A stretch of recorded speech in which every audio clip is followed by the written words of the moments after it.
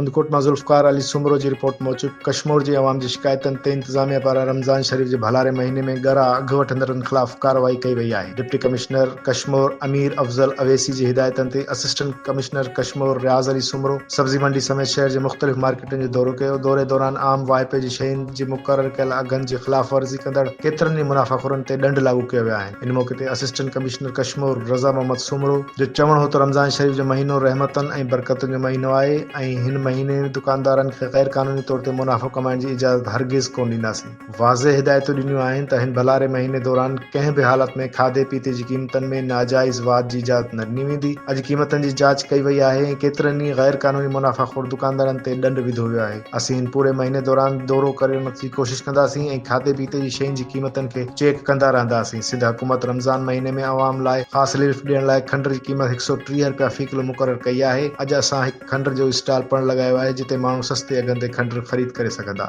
register कराए दो गोदाम पर